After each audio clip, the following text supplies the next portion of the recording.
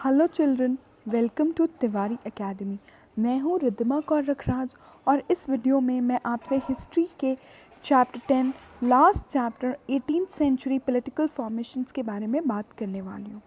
इस चैप्टर में अभी तक हमने चैप्टर 4 में मुगल्स के बारे में पढ़ा और उसके बाद 5th चैप्टर में रूलर्स एंड बिल्डिंग्स के बारे में पढ़ा। अभी तक हमने सिर्फ मुगल्स के बारे में उनकी पावर का ही जिक्र किया है कि मुगल्स इतने पावरफुल थे कि उनका राज एक टाइम पे पूरे हिंदुस्तान पे हुआ करता था, राइट। अब इस चैप्टर में हम उससे कुछ हट के उसके विपरीत कुछ चीज़ें देखेंगे, राइट।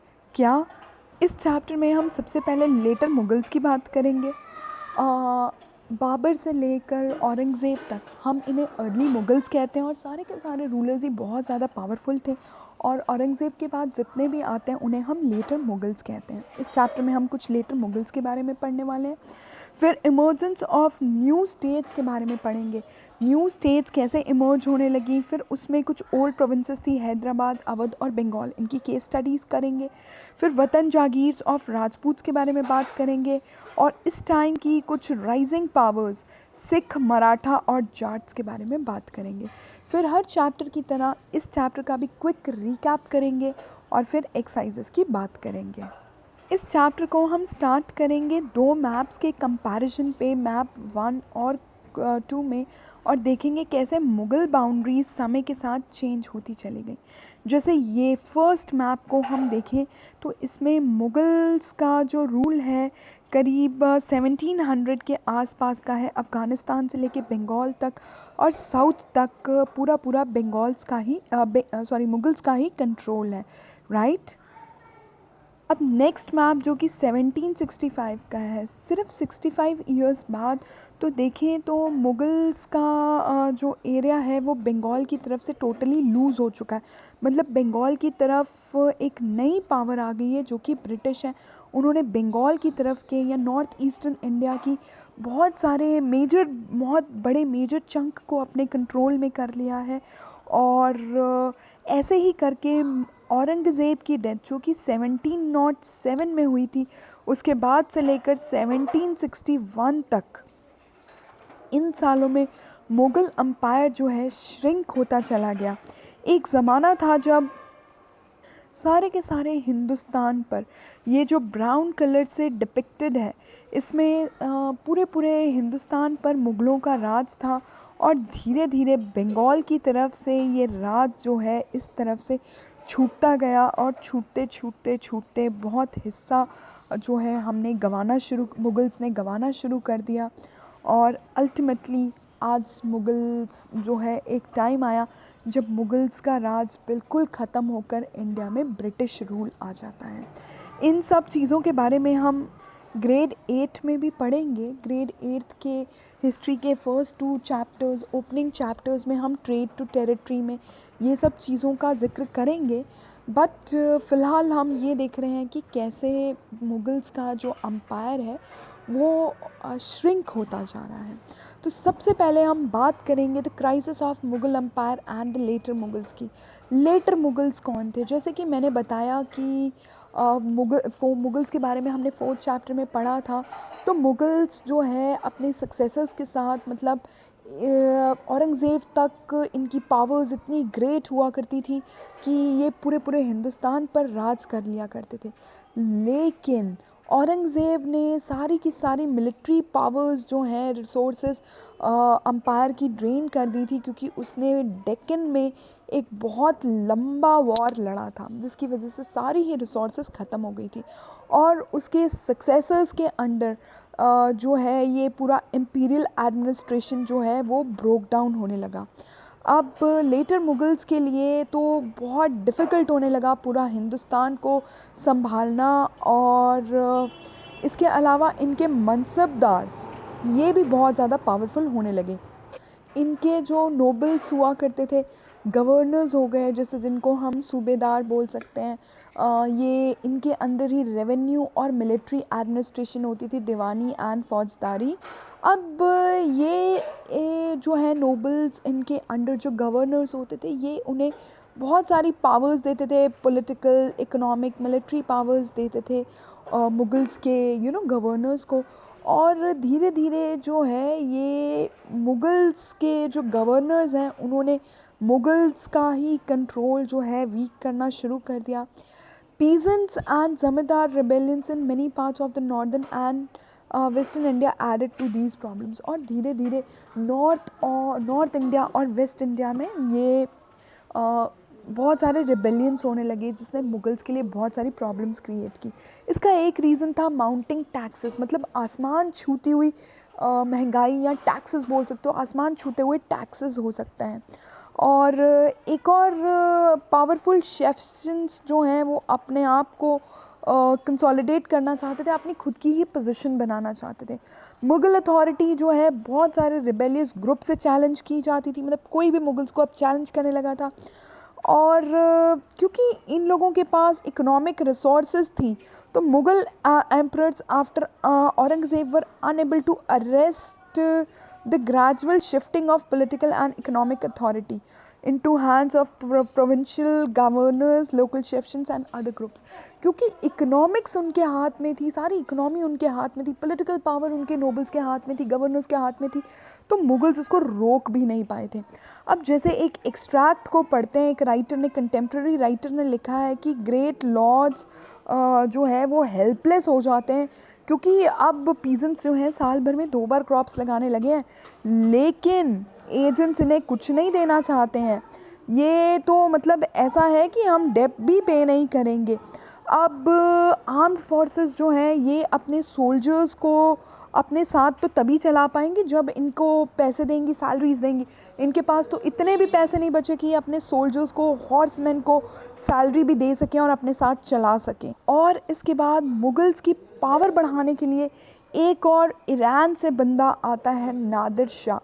ये पॉलिटिकल क्राइसिस और इकोनॉमिक क्राइसिस का टाइम तो ऑलरेडी इंडिया में चल ही रहा था जब ईरान से एक बंदा नादिर शाह इंडिया में आता है और दिल्ली को प्लंडर करता है 1739 में और इंडिया की इमेंस वेल्थ को लूट लेता है। राइट, नादिर शाह, राइट, ये नादिर शाह है और इसने दिल्ली को प्लंडर किया। अभी इसके प्लंडर से हम उठे भी नहीं थे कि एक और बंदा, अहमद शाह अब्दाली, जिसे हम कई जगह अहमद शाह दुरानी भी कहते हैं, इसने इंडिया को प्लंडर करना शुरू कर दिया। और इंडिया में फिर वो इकोनॉमिक क्राइसिस का टाइम आया कि पूछो ही मत। अब ये अफ़गान रूलर अहमद शाह अब्दाली ने नॉर्थ इंडिया को 5 टाइम्स प्लंडर किया, लूटा, 1748 से लेके 1761 तक। नादिर शाह के अटैक के बारे में ऐसा बताया जाता है कि 60 लाख रुपीज़, सम 1000 गोल्ड कॉइन्स को लूट कर ले जाता है, 50 करोड़ ऑफ वर्थ ज्वेल्स। अच्छा, हमने एक इम्पॉर्टेंट चीज़ पढ़ी थी कि शाहजहाँ ने अपने बैठने के लिए पिकॉक थ्रोन बनवाया था, नादिर शाह तो उसको भी लेकर चला गया ईरान। और इसके अलावा ये बताते हैं कि उस टाइम पे जो लोग वेल्दी हुआ करते थे नादिर शाह के टाइम पे, वो तो अब बेगर बन चुके हैं। किसी के पास, जिनके पास बड़ी बड़ी प्रॉपर्टीज़ हुआ करती थी, वो लोग भी अब होमलेस हो गए। New city of Shahjahanabad were turn into rubble. Nadir Shah और attacked old quarter of city, destroy the whole world that existed there. और नादिर शाह ने बहुत ज़्यादा डिस्ट्रक्शंस किए। और इसके बाद आप बात करें तो अम्पायर में आगे बहुत ज़्यादा कॉम्पिटिशन वीक होने लगा अम्पायर। धीरे धीरे ये मेजर ग्रुप्स और जो कि इंडिया को आके प्लंडर करते थे, या ईरानियंस या टुरानियंस हुआ करते थे। ईरानियंस मतलब जैसे नादिर शाह एक ईरानियन है, और टुरानियंस मतलब जैसे कि आप बोल सकते हो अफ़गानी है, अहमद शाह अब्दाली या अहमद शाह दुरानी, दोनों इसका नाम ठीक है। और कुछ टाइम के बाद मुग़ल एम्परर्स जो हैं वो पपेट्स, मतलब कि कठपुतलियों की तरह रह गए अंडर 2 पावरफुल ग्रुप्स। राइट, ये लोग ईरानियंस और तुरानियंस के अंडर तो सिर्फ ये देखने के लिए राजा हैं, लेकिन अब तो ये पपेट्स बन चुके हैं। और इससे भी बुरा अभी होना बाकी था। अब इससे बुरा आप खुद ही सोचो क्या हो सकता है किसी के साथ कि 2 मुग़ल एम्परर्स, एक फ़ारुखसियार और आलमगीर II, ये असैसिनेट किए गए थे लोगों से, मतलब लोगों ने इन्हें असैसिनेट कर दिया था। असैसिनेट का मतलब होता है किसी को पॉलिटिकली, मतलब पॉलिटिकल रीज़न से पकड़ के मर्डर कर देना। मतलब इतने पावरफुल हो गए लोग, या इतने ही पावरलेस हो गए ये मुग़ल एम्परर्स, राइट, फारुखसियार और आलमगीर टू। और इसके अलावा दो, अहमद शाह अब्दाली नहीं, ये अहमद शाह मतलब कि मुग़ल है, करीब 110 लेटर मुग़ल्स हुए हैं, तो ये लेटर मुग़ल ही है अहमद शाह। और शाह आलम टू, ये दोनों को तो इनके नोबल्स ने ब्लाइंड कर दिया था, मतलब इनकी आंखें नोच ली थी, इनकी आंखें दबोच ली थी। तो मतलब आप ये सोचो कि ये लोग कितने ही पावरलेस हो गए थे कि राजा मतलब अपने आप को भी नहीं बचा पा रहा है, वो अपनी प्रजा के लिए कुछ क्या ही कर पाएगा। तो इतना ज़्यादा बुरा टाइम आ गया था मुग़ल्स पे। और अब इसी टाइम पे आकर नई नई स्टेट्स इमर्ज होने लगी थी। अब मुग़ल पावर जो है वो टोटली डिक्लाइन होने लगी थी। अब गवर्नर्स या सूबेदार थे वो अपने आप को ही अथॉरिटी मान लेते थे। और 18th सेंचुरी में Mughals gradually fragmented into number of independent regional states, और धीरे धीरे मुग़ल्स जो हैं बहुत सारे इंडिपेंडेंट स्टेट्स में बँटने लगे। अब ब्रॉडली बात करें तो पहले वाले जो हैं 18th सेंचुरी के, ये 3 पार्ट्स में डिवाइड किए जा सकते हैं। 3 मेजर पार्ट्स में ये मुग़ल एम्पायर जो है बँटने लगा था। पहला वो states that were old Mughal provinces, वो स्टेट्स जो कि पुरानी मुग़ल प्रोविंसेस थी, जैसे कि अवध हो गया, बंगाल हो गया और हैदराबाद हो गया। इनकी हम केस स्टडीज़ करेंगे, डिटेल स्टडी। अभी फ़िलहाल हम सिर्फ नाम की बात कर रहे हैं। Although extremely powerful and quite independent, the rulers of the state did not break their formal ties with Mughals. और यहाँ के अवध हो गया, बंगाल हो गया और हैदराबाद हो गया, यहाँ के नोबल्स कितने भी पावरफुल हो गए, कुछ भी हो गया, लेकिन इन्होंने मुग़ल से अपना नाता नहीं तोड़ा। दूसरे थे states that had enjoyed considerable independence under the Mughals as watan jagirs. These included several Rajput principalities. इन्होंने क्या था कि जैसे मुगल्स किसी जगह के राजा हैं, मतलब किसी पर्टिकुलर एरिया को, राजस्थान को बेसिकली, राजपूत तो राजस्थान से ही हैं, तो इन्होंने राजपूत को वहाँ के टैक्स की अथॉरिटी दे दी थी कि तुम यहाँ से टैक्स कलेक्ट करो, और ऐसी टाइप की अथॉरिटीज़ दी थी। तो ये दूसरे तरह के लोग ये थे कि जो वतन जागीर थे, वहाँ से टैक्स ले सकते थे। और तीसरे ग्रुप्स थे जिन्होंने कि टोटली अपने ऊपर से मुगल्स को हटा दिया था। मराठा, सिख और अदर्स लाइक जाट। मराठास और सिख ने तो मुगल्स को ऐसे मतलब मिट्टी चटाई थी कि हम आगे इतिहास में देखेंगे कि क्या इतिहास हमें इसके बारे में बताता है कि औरंगज़ेब ने दो मेजर, मैंने आपको बताया था कि औरंगज़ेब ने दो मेजर पॉलिटिकल ग्रुप से पंगा लिया था। पहले मराठास से शिवाजी महाराज को जो है ह्यूमिलिएट करके, और दूसरा इसने पंगा लिया था सिखों से। और सिखों से क्या किया था, एक तो पहले जहांगीर ने सिखों के 5th गुरु, गुरु अर्जन देव जी को एग्जीक्यूट किया था, गरम तवे पे बिठाकर हमने पढ़ा था, उन्हें शहीद किया था।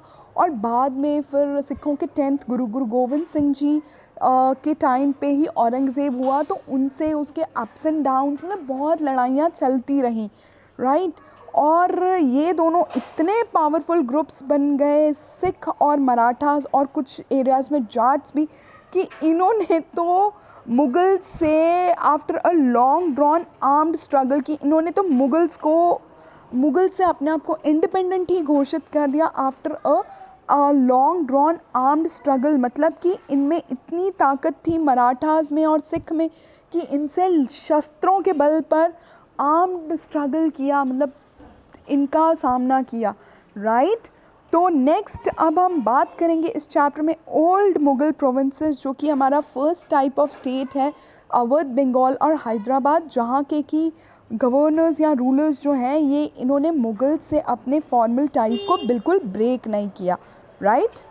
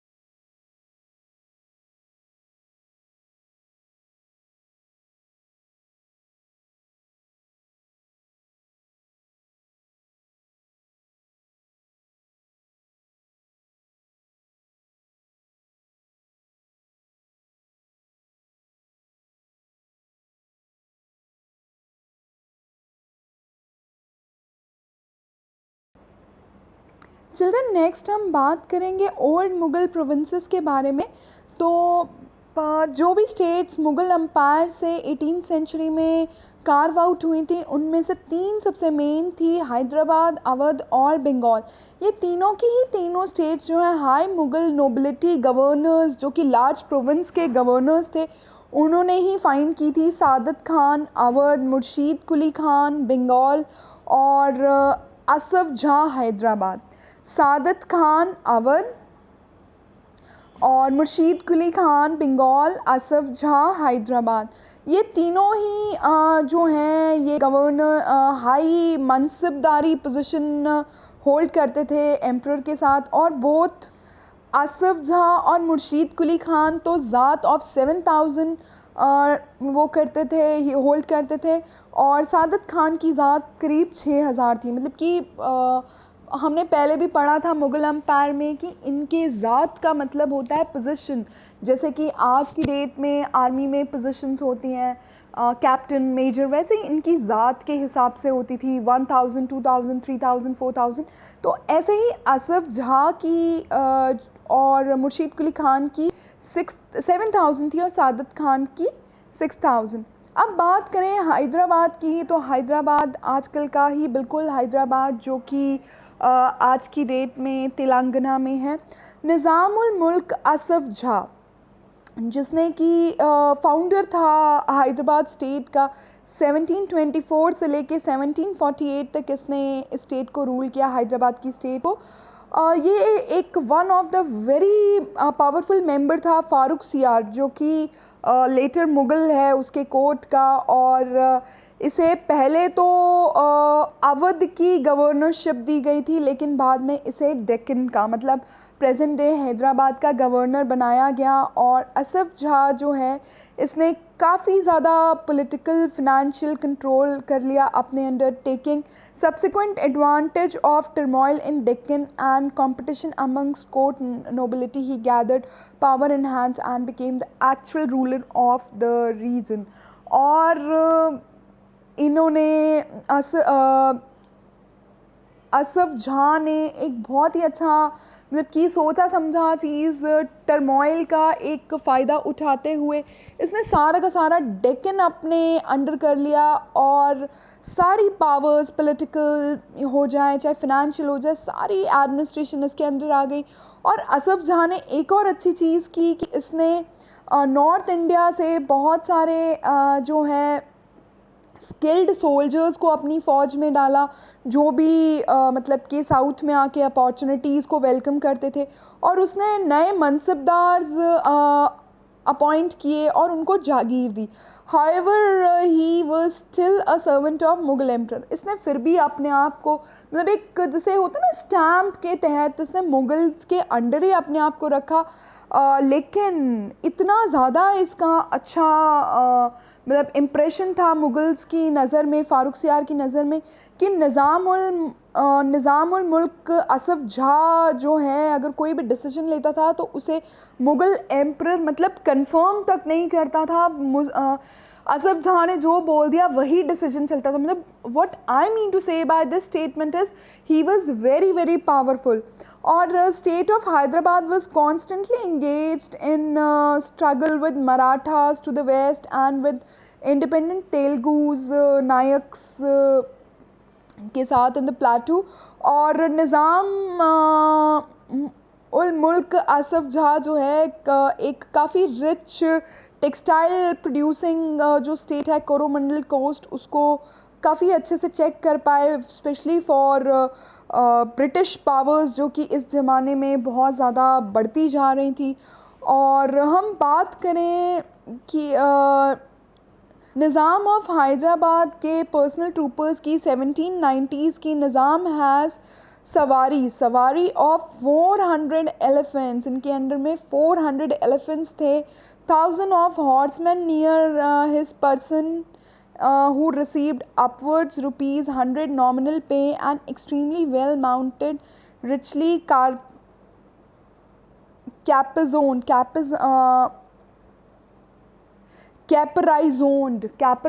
का मतलब क्या होता है, वो घोड़े के ऊपर ब्यूटीफुल कपड़े से सजाते हैं ना, उसके ऊपर काठी जो बनाते हैं वो, राइट। अब इसके बाद अवध की बात करें तो अवध के रूलर थे बुरहान उल मुल्क सादत खान, यू कैन मतलब सादत खान भी कह सकते हैं, जो कि 1722 में सूबेदार अपॉइंट किए गए थे। और ये एक बहुत ज़्यादा इम्पॉर्टेंट मतलब के रूलर रहे हैं अवध के। अवध एक काफ़ी प्रॉस्परस रीजन रहा है क्योंकि वो एलुवियल गंगा प्लेन के पास है, मतलब के फर्टाइल लैंड्स के पास है, तो ऑब्वियसली वो टेरिटरीज बहुत ज़्यादा प्रॉस्परस होंगी due to agriculture and main trade route between India and Bengal. और बंगाल की तरफ से जो नॉर्थ इंडिया से जो भी बंगाल की तरफ रूट जाता है उस रूट पर है ये जगह, तो काफ़ी प्रॉस्परस थी क्योंकि आने जाने वाले लोगों से सभी से टैक्सेस मिलते थे। Burhan ul Mulk also had the combined offices at subedari, diwani and faujdari. In other words, he was responsible for managing the political, financial and military affairs of the province of Awadh। और सारी की सारी पावर्स, चाहे हम सूबेदारी बोल रहे हैं जिसको पॉलिटिकल बोलते हैं, दीवानी मतलब फिनेंशियल, और फौजदारी मतलब कि मिलिट्री पावर्स, तीनों की तीनों पावर्स ही इसके अंडर में हुआ करती थी, बुरहान उल मुल्क के अंडर में, सादत खान के अंडर में। और he was an extremely powerful person. Burhan ul Mulk tried to decrease Mughal influence in Awadh region by reducing the number of office holders, jagirdar. और इसने भी एक मतलब अपना टैक्टिक लगाने की कोशिश की कि इसने मुगल्स के अपॉइंटेड जो ऑफिस होल्डर्स थे उनका नंबर कम किया जो कि जागीर होल्ड करते थे। और he reduce the size of jagirs and appointed his own loyal servants to vacant positions. और इन्होंने सबसे पहले तो जागीर्स का, जिससे कि वो रेवेन्यू कलेक्ट कर सकते थे, उसका साइज़ कम कर दिया, जागीरदार्स का नंबर कम कर दिया, और जो भी वेकेंट पोजीशन होती थी वहाँ पर अपने जो लॉयल सर्वेंट्स हैं उनको अपॉइंट किया। The accounts of jagirdars were check to prevent cheating. अरे वाओ, हमेशा चीटिंग कोई ना कर सके तो इसके लिए प्रिवेंट करके चलते थे। और and the revenues of all districts were reassessed by officials appointed by nawabs court. और नवाब अपने नोबल्स को मतलब कि अपॉइंट करता था ऑफिशियल्स को, जो कि ये सारे का सारा रेवेन्यू जो है रीअसेस करेंगे, मतलब कोई भी गड़बड़ नहीं सही जाएगी। He seized a number of Rajput zamindars and the agriculturally fertile lands of Afghans and Rohilkhand। और इन्होंने अफ़गान्स का लैंड और रोहिलखंड का लैंड अपने अंडर करने की कोशिश की, ज़मींदार्स को बहुत सारों को डिफ़ीट किया। The state depended on local bankers and mahajans for loans. और फिनेंसेस तो बहुत हद तक बैंक्स पे ही डिपेंड करता है आज भी, तो महाजन्स पे डिपेंडेड थे। It sold the right to collect tax to the highest bidders. The revenue farmers इजारदर्स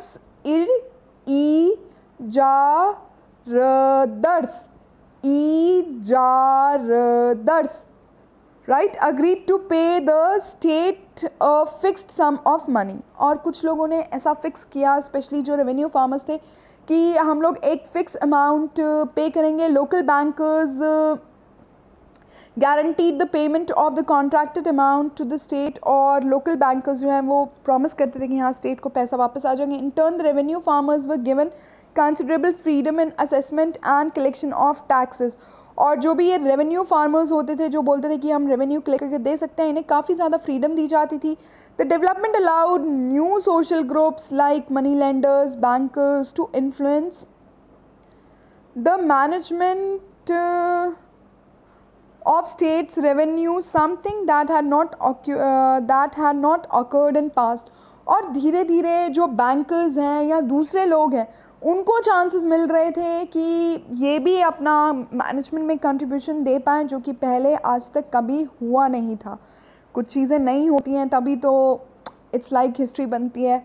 अब नेक्स्ट हम बात करेंगे हैदराबाद के बाद अवध की, और अवध के बाद बंगाल की। Bengal gradually broke away from Mughal rule under Murshid Quli Khan, who was appointed as naib deputy to the governor of the province.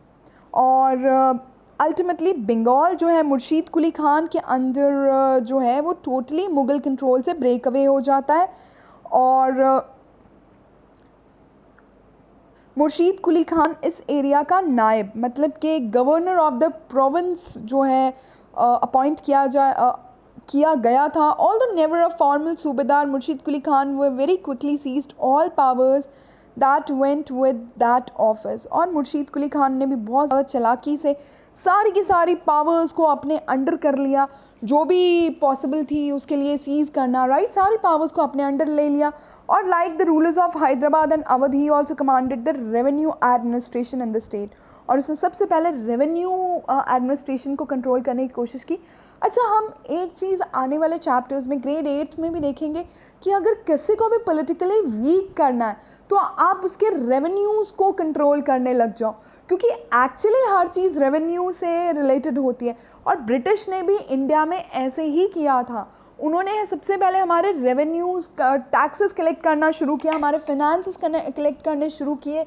और जब एक ज़माना था जब वो ट्रेडर्स थे और धीरे धीरे हमारे रूलर्स बन गए, तो मतलब व्हाट आई मीन टू से कि कहीं का भी अगर कोई किसी तरीके से फिनेंसेस को कंट्रोल कर लेता है या रेवेन्यू को कंट्रोल कर लेता है तो वो बहुत ज़्यादा पावरफुल हो जाता है। और तीनों के तीनों, मुर्शीद कुली खान हो गया, सादत खान हो गया, असफ जहाँ हो गया, तीनों ने ही फिनेंसेस को सबसे पहले कंट्रोल करने की कोशिश की। और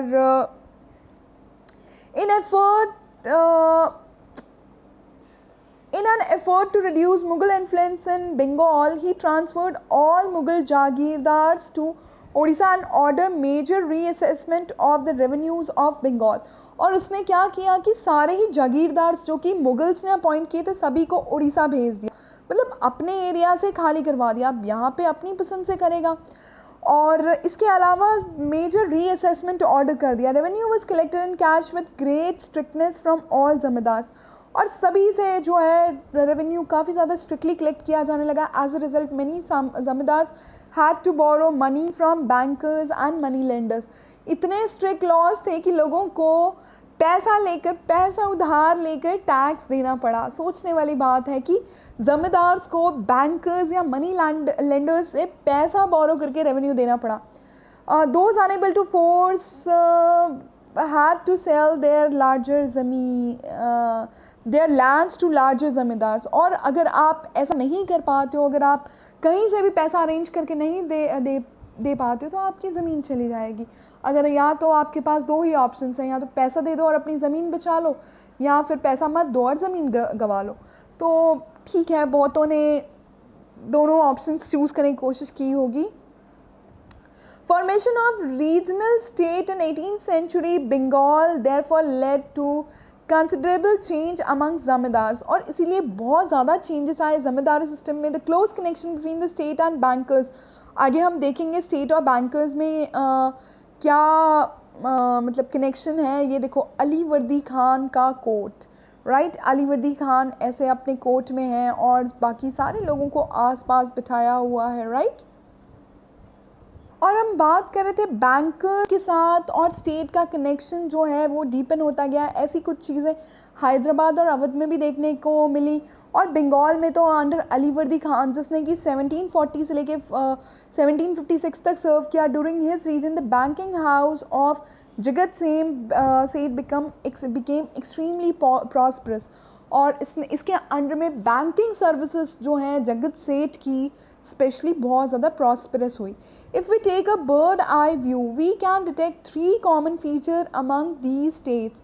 अगर हम मतलब कि बर्ड्स आई व्यू लें, मतलब एकदम बारीकी से देखने की कोशिश करें, तो हम 3 चीज़ें नोटिस कर सकते हैं। पहली कि larger states were established bye erstwhile Mughal nobles, they were highly suspicious of some of the administrative systems that they had inherited, in particular Jagirdari system. Second, their method of tax collection differed. Rather than relying upon officers of the state, all the 3 regimes contracted with revenue farmers for the collection of tax. The practice of Ijar Radari, thoroughly disapproved by the Mughals, spread all over the India in 18th century. Their impact on the countryside differed considerably. The third common feature is these regional state were emerging relationship with rich bankers and merchants.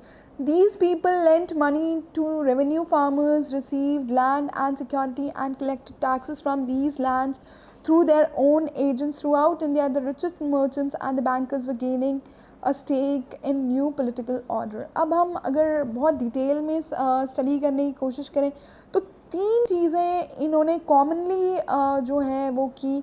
सबसे पहला कि large states establish की, और ये administration को ये लोग थोड़ा सा डाउट करते थे कि ये मुगल्स के अंडर का एडमिनिस्ट्रेशन है तो ये हमारे लिए गड़बड़ ना करे, इसलिए इन्होंने सभी जगह अपने नोबल्स को बिठाया, अपने ट्रस्टेड लोगों को बिठाया. राइट. अब किसी ने किसी को मतलब जैसे हमने अभी देखा कि बंगाल से अलीवर्दी खान ने सबको भैया उड़ीसा भेज दिया. राइट. तो इस टाइप की चीज़ें मतलब इन्होंने की कि अपनी ही एडमिनिस्ट्रेशन स्ट्रॉन्ग की, अपने ही ट्रस्टवर्दी लोगों को बिठाकर. सेकंड, इन्होंने टैक्स कलेक्शन में कुछ चेंजेस किए, और इसमें इन्होंने क्या किया कि रेवेन्यू फार्मर्स कलेक्ट किए, और जो कि मुगल्स बिल्कुल पसंद नहीं करते थे. इन्होंने इस चीज़ को इम्प्लीमेंट किया थ्रू आउट द इंडिया. और तीसरी चीज़ जो इन्होंने की कि regional state were there emerging relationship, और इन्होंने अपनी स्टेट्स की जो भी रिलेशनशिप थी वो बैंकर्स और मर्चेंट्स के साथ बहुत रिच कर ली. बैंकर्स और मर्चेंट्स के साथ रिच मतलब आपके फाइनेंसेस अच्छे गुड रहेंगे. Right. The people lent money to revenue farmers, और कोई भी मनी लेंडिंग और स्पेंडिंग का काम इजीली हो जाया करता था, और टैक्सेस भी थोड़े से ज़्यादा बेटर जो है receive land as security and collected taxes from these through their own agents. और टैक्सेस का जो इनफ्लो है वो भी थोड़ा बेटर हो जाया करता था, क्योंकि टैक्सेस जो हैं वो एजेंट्स दिया करते थे, तो मतलब एजेंट्स रिसीव किया करते थे, तो it was easy. Through out India the richest merchants और बैंकर्स जो हैं वो इस टाइम पे बहुत ज़्यादा पॉलिटिकल पावर्स गेन कर रहे थे. अब नेक्स्ट हम बात करेंगे वतन जागीर्स ऑफ राजपूत्स की. तो बहुत सारे जो हैं Rajput kings, particularly those belonging to Amber, Jodhpur, had serve under Mughals with distinction. अब मुगल्स के अंडर जैसे कि अंबर, जोधपुर के जो राजपूत्स हैं उन्होंने बहुत अच्छे से सर्व किया था, और इन एक्सचेंज इन्होंने कंसिडरेबल ऑटोनॉमी ली थी वतन जागीर्स की. ऑटोनॉमी का मतलब अपनी डिसीजंस चलाने की पावर. और 18th सेंचुरी में आते आते तो इन्होंने आजू बाजू के एडजेसेंट रीजन्स में अपनी पावर तक इंक्रीज़ करने की कोशिश की. Ajit Singh, the ruler of Jodhpur, was also involved in factional politics at Mughal court. Right. अब इन्होंने आजू बाजू की पावर्स को गेन करना शुरू कर दिया. इसके बाद these influential Rajput families claimed the सूबेदारी and rich provinces of Gujarat and Malwa. ये लोग गुजरात और मालवा के रीजन के रिच सूबेदार्स मतलब कि मतलब कि रिच ऑफिशियल्स बनने लगे. Raja Ajit Singh of Jodhpur held governorship of Gujarat and Sawai Raja Jai Singh of Amber. Right. Sawai Raja Jai Singh अंबर की तरफ के गवर्नर रहे, और अजीत सिंह जो है गुजरात के. और these offices were renewed by emperor Jahandar Shah in 1713. और मुग़ल एम्परर, लेटर मुग़ल ही हैं, जहांदर शाह, इन्होंने सारे ऑफिसेस को रिन्यू किया. अपॉइंटमेंट्स को बोल सकते हो या एडमिनिस्ट्रेशन के टर्म्स में बोल सकते हो. और इसके अलावा they also tried to extend their territories by seizing portion of imperial territories neighboring their वतन्स. और आजू बाजू के एरियाज़ को भी अपने अंडर. नागपुर कॉन्कर हो गया था, annexed to the house of Jodhpur, while अंबर ने लार्ज पोर्शन ऑफ बूंदी ले लिया था. Sawai Raja Jai Singh founded the capital city of Jaipur. Very important thing आपको याद रखना है कि जयपुर सिटी किसने फाउंड की थी? सवाई राजा जय सिंह. जय नाम उनका था तो जयपुर, जय से जयपुर प्रोबेबली उन्होंने कर लिया होगा, Sawai Raja Jai Singh. And was given the subedari of Agra. और इसके बाद इनके अंडर में आती है आगरा की सूबेदारी.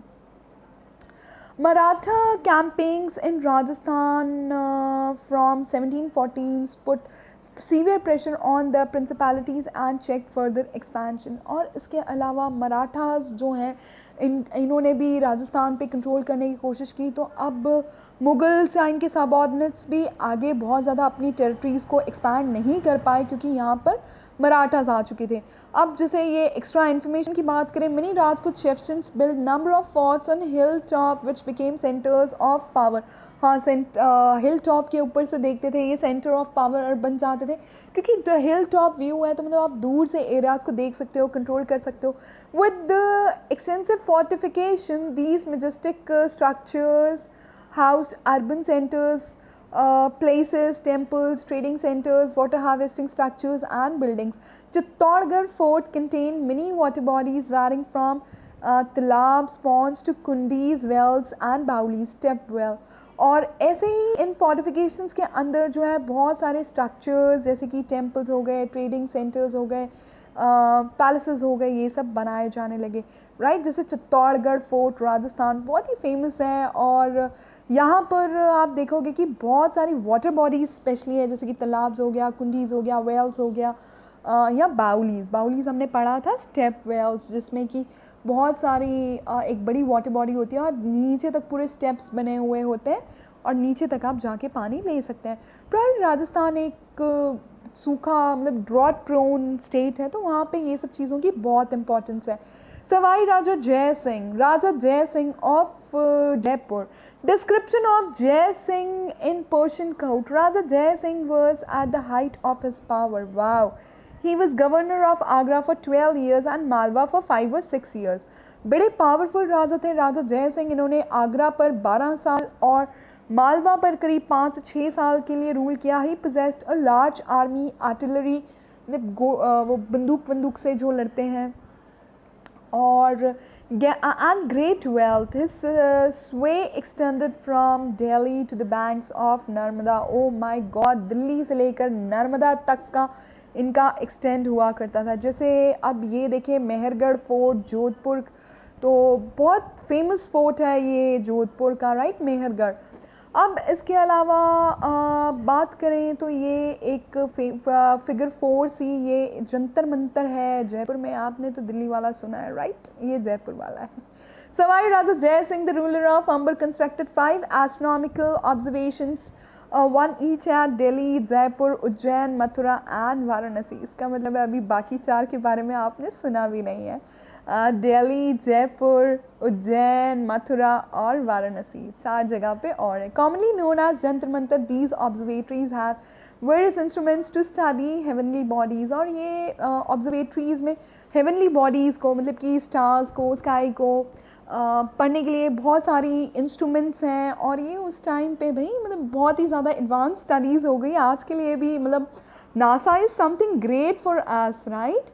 तो ये उस टाइम का इंडियन नासा सेट किया हुआ सवाई राजा जय सिंह ने, right.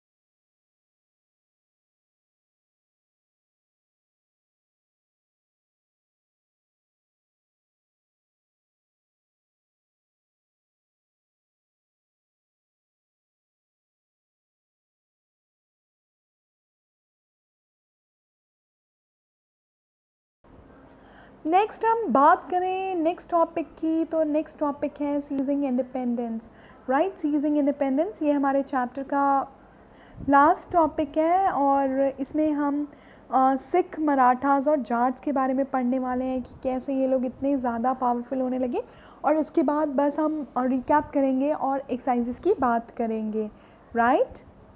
So let's continue our studies. The organisation seizing independence में सबसे पहले हम पढ़ेंगे सिख, फिर मराठास और फिर जाट्स के बारे में। The organisation of Sikh into political community in 17th century help regional state building in Punjab, right. अब सिख जो पंजाब की तरफ के थे, they became extremely powerful. Several battles were fought by Guru Gobind Singh against Rajput and Mughal rulers, और मुगल्स के साथ बहुत सारी लड़ाइयाँ हुई थी both before and after the institution of Khalsa. मतलब 1699 में जो खालसा बनाया था गुरु गोविंद सिंह जी ने, हमने देखा था पिछले चैप्टर्स में, उसके पहले भी और उसके बाद भी मुग़लों से बहुत लड़ाइयाँ हुई हैं भाई। Mughals basic reason was religious fight, क्योंकि मुगल्स सबके ऊपर फोर्स करते थे कि इस्लाम को एक्सेप्ट करो, और सिखों को ये चीज़ बर्दाश्त नहीं थी। दे वर लाइक कि अगर कोई खुशी से एक्सेप्ट करता है तो he is more than welcome to accept, लेकिन it should not be forced. After his death in 1708, Guru Gobind Singh ji की डेथ के बाद, मतलब the Khalsa rose in revolt of the Mughal army under Baba Banda Bahadur's leadership and declared their sovereign rule of shrinking coins in the name of Guru Nanak, Guru Gobind, and established their own administration between Satluj, Jamuna. Banda Bahadur was captured in 1719 and executed in 1715. Baba Banda Singh Bahadur, right. बाबा बंदा सिंह बहादुर जो है, खैर ये तो we talk about if Baba Banda Singh Bahadur, he was an extremely dashing personality, और लेकिन ultimately बाबा बंदा सिंह बहादुर जो हैं, he was a very dashing personality. और आफ्टर डेथ ऑफ गुरु गोविंद सिंह जी, बाबा बंदा बहादुर या बंदा सिंह बहादुर जो हैं, इन्होंने सारी सिख एडमिनिस्ट्रेशन संभाली। और आपको जानकर इनके बारे में भी अगर हम बात करें तो ये बिल्कुल ऐसे इतने अच्छे इंसान बिल्कुल भी नहीं थे। इनके भी काया पलट होने का एक बहुत बड़ा सा कारण है। वंस ही वाज ये शिकार कर रहे थे और इन्होंने एक हिरन को मारा, एंड अनफॉर्चुनेटली दैट हिरनी was expecting a baby soon, और जैसे ही वो दैट हिरनी was killed, she gave birth to a छोटा सा हिरन का बच्चा। And mister Banda Singh Bahadur was so moved that कि मैंने अपने ये प्लेजर्स को पूरा करने के लिए, ये हंटिंग को पूरा करने के लिए, मैंने एक माँ से उस बच्चे को या बच्चे से उसकी माँ को छीन लिया। ही वाज सो हर्ट, और इन्होंने सिखिज़म को अपना लिया। और इसके बाद गुरु गोविंद से, पहले इनका नाम माधव दास था, और गुरु गोविंद सिंह जी के पास जाते हैं, और गुरु गोविंद सिंह जी ने गुरु गोविंद सिंह जी को सारी चीज़ें जब ये बताते हैं, तो गुरु गोविंद सिंह जी ने नाम देते हैं कि, और ये बोलते हैं कि अब मैं आपका बंदा हो गया हूँ। तो उसके बाद मतलब बाबा बंदा सिंह बहादुर अपना नाम अज्यूम करने से पहले कि मैं आपका बंदा हो गया हूँ, तो इनका नाम ही हो जाता है Baba Banda Singh Bahadur. He was an extremely dashing personality, but ultimately he too was captured in 1516 and 1517 में इन्हें execute किया गया। और Khalsa, but it became extremely powerful, especially in the provinces of Punjab, right? तो बाबा बंदा सिंह बहादुर, he was captured in 1715 और executed in 1716। और इसके बाद जो है, बाबा बंदा सिंह के बाद भी जो सिख हैं, दे वर पोलिटिकली वेरी वेल ऑर्गेनाइज्ड इन जत्थाज, राइट, या लेटर ने मिसल भी कहते हैं। और ये बहुत ज़्यादा मतलब 18th सेंचुरी में स्पेशली बहुत अच्छे से ऑर्गेनाइज थे। और इनकी फोर्सेस जो हैं, their combined forces were known as grand army या दल खालसा। इनकी सारी सिखों की फोर्सेस जो हैं, आर्मी, इनको मिलाकर हम ग्रैंड आर्मी इंग्लिश में कह सकते हैं, या दल खालसा कहते थे। खालसा क्योंकि गुरु गोविंद सिंह जी ने बनाया, और खालसा की जो भी आर्मी है उसे दल खालसा कहा जाता है। Entire body used to meet at Amritsar at the time of Vaisakhi and Diwali, और सारे के सारे लोग I mean not every particular member but इनके जो लीडर्स हुआ करते थे सब के सब साल में 2 बार, एक बैसाखी के दिन, yes Baisakhi is a very very great day, auspicious day for us Sikh, और बैसाखी के दिन या दिवाली के दिन 14 अप्रैल को 13 अप्रैल को होती है बैसाखी। उस दिन सभी लोग अमृतसर में गोल्डन टेम्पल में मिलते थे और यहाँ पर गुरमताज मतलब कि रेजोल्यूशंस, मतलब डिस्कशंस होते थे, मीटिंग्स होते थे इसके लिए। और सिस्टम कॉल्ड मतलब ये अकाल तख्त में गोल्डन टेम्पल के बिल्कुल सामने वाली बिल्डिंग में, जो कि एक गुरुद्वारा अकाल तख्त, वहाँ पे मिला करते थे। और यहाँ पर आकर एक सिस्टम राखी का स्टार्ट हुआ। राखी मतलब ये राखी बांधने वाली राखी नहीं, in Punjabi rakhi means safeguarding वाला, प्रोटेक्टिंग वाला सिस्टम स्टार्ट हुआ। और offering protection to cultivators on repayment of tax of 20% और ऑफ प्रोड्यूस। और ये राखी मतलब कि प्रोटेक्शन वाला सिस्टम स्टार्ट किया स्पेशली टू द फार्मर्स, जो कि 20% ऑफ अपना प्रोड्यूस एज अ टैक्स देते थे। Guru Gobind has inspired the Khalsa with the believe that their destiny was to rule, राज करेगा खालसा। अब गुरु गोविंद सिंह जी का कहना था कि, और उन्होंने सब खालसा को ये दिया कि इनका इंटेंशन जो है राज करेगा खालसा, मतलब इट वाज नॉट कि आपको किसी को रूल करना है, बट रिलीजियसली ऑल्सो कि सभी लोगों को एक गुड टाइप का मतलब you say religiously people become good and accept Sikhism. Though Sikhism was never forced on anyone, but people willingly accepted it. Their well-knit organizations enabled them to put up success resistance to Mughal governors first and then Ahmad Shah Abdali, who seized rich province of Punjab. और सिखों में या खालसा दल में इतनी ज़्यादा power थी कि इन्होंने मुग़ल गवर्नर्स को भी भैया मिट्टी चटा दी, उनका वो भी इनसे पंगा नहीं ले सकते थे। और बाद में अहमद शाह अब्दाली, जो कि पंजाब की प्रोविंस को आकर सीज़ करना चाहता है, यहाँ की रिच प्रोविंस को, और एंड द सरकार ऑफ सरहिंद फ्रॉम मुगल्स, लेकिन सिखों ने इनको भी रेजिस्ट कर दिया। The Khalsa declared their sovereign rule by striking their own coin again in 1765। और 1765 में खालसा ने फिर से अपना रूल डिक्लेयर किया and significantly the coin bore the same inscription as on the issue as the orders issued by Khalsa in the time of बाबा बंदा सिंह बहादुर। मतलब बाबा बंदा सिंह बहादुर के time पे जो कॉइन्स इशू हुए थे वो दोबारा एक बार 1765 में इशू हो गए। The territories in the late 18th century extended under Indus to Jammu, Indus नदी से लेके जम्मू तक, but they were divided under the different rulers. One of them, Maharaja Ranjit Singh, united these groups and established the capital in Lahore.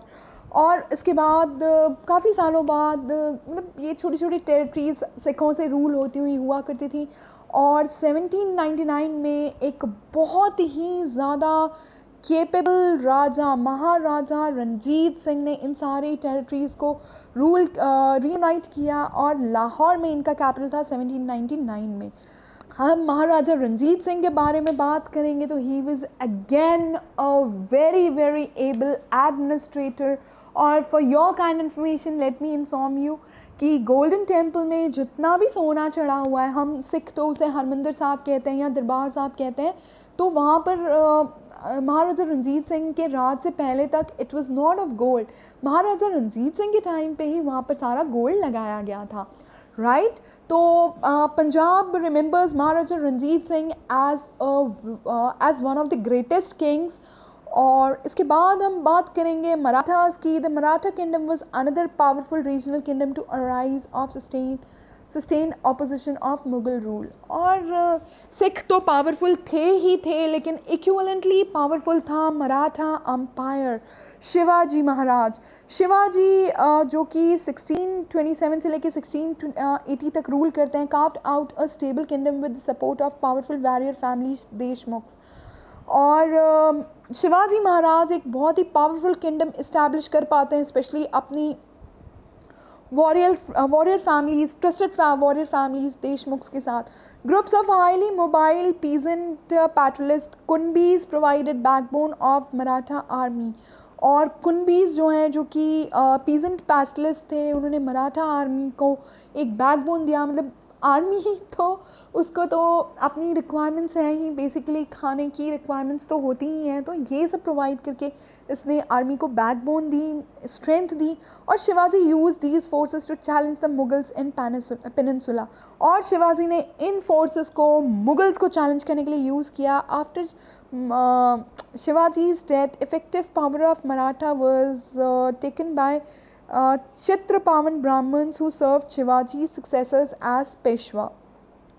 और शिवाजी महाराज के बाद चित्रपवन Brahmins जो हैं इनके सक्सेसर्स हुए, जिन्हें हम पेशवा कहते हैं, जैसे कि हमने सभी ने पेशवा बाजीराव का नाम सुना है।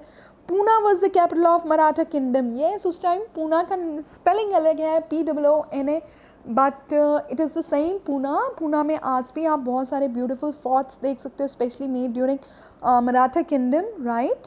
जैसे the greatest Hindu warrior Bajirao Peshwa, जिनका कि हिंदुस्तान के काफ़ी बड़े हिस्से पर राज था मराठा। और सबसे अच्छी बात ये है कि अंडर पेशवा मुगल्स ने मराठास ने बहुत ज़्यादा स्ट्रॉन्ग मिलिट्री ऑर्गेनाइजेशन डेवलप की, जस्ट लाइक सिख।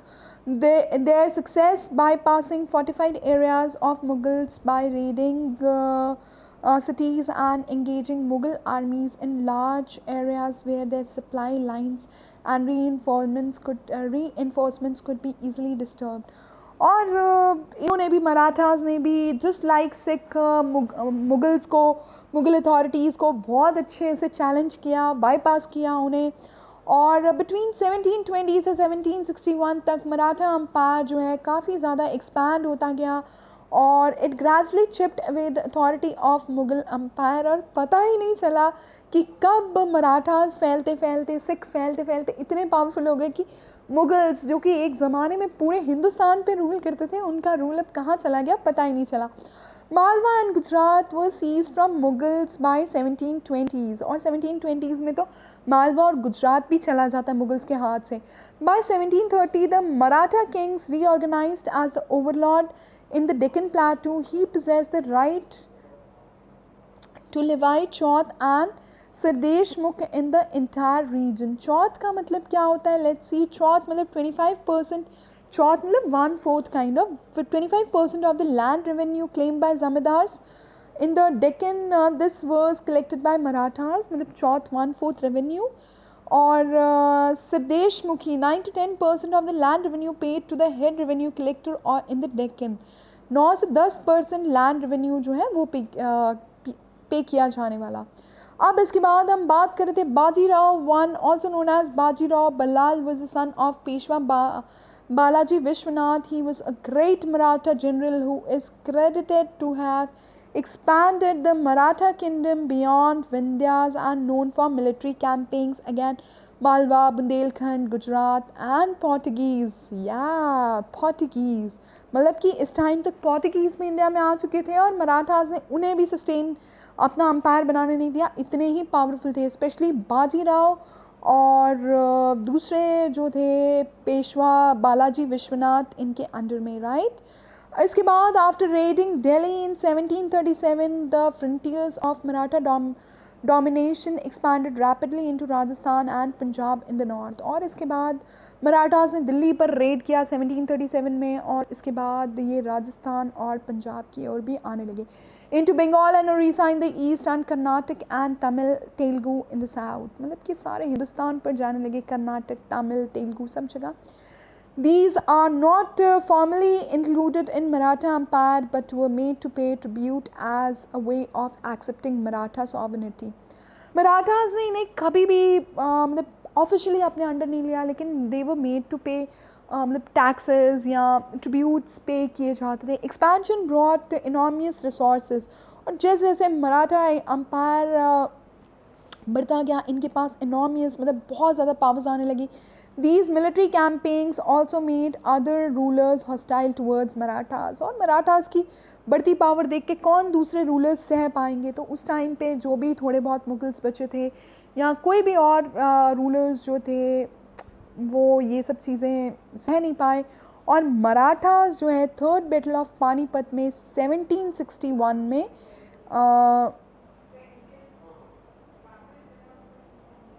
मराठास का जब वॉर है पानीपत में 1761 में, सभी लोग अपनी पावर्स विड्रॉ कर लेते हैं, कोई भी मराठास को मतलब कि सपोर्ट नहीं करना चाहता. Alongside endless military campaigns, the Marathas developed an effective administrative system as well. Marathas का administration काफ़ी strong रहा, बहुत सारे military campaigns भी किए, but फिर भी strong रहा. Once conquered had been completed, the Maratha rule was secure. Revenue demands were gradually introduced, taking local conditions into account. और मराठास का रूल काफ़ी एफिशिएंट था, मतलब हर चीज़ सिक्योर थी, रेवेन्यू डिमांड्स और हर चीज़. Agriculture was encourage and trade revived, और इन्होंने एग्रीकल्चर को तो बहुत ज़्यादा इनक्रेज किया. This allowed Maratha chief sardars like Scindia of Gwalior. Sardar means ये सिख वाले सरदार नहीं है, जो इनके लीडर्स होते हैं वो वाले सरदार हैं, मराठा चीफ्स, जैसे कि Scindia of Gwalior, Gaekwad of Baroda, Bhonsle of Nagpur, the resources to raise powerful armies. और धीरे धीरे सभी ने अपनी बहुत ज़्यादा पावरफुल आर्मीज़ रेज करने लगे. Maratha campaigns into Malwa in 1720s did not challenge the growth and prosperity in the cities. Maratha campaigns जहाँ पर भी होती थी, इन्होंने कभी भी, सबसे अच्छी चीज़, ग्रोथ को चैलेंज नहीं किया. Right.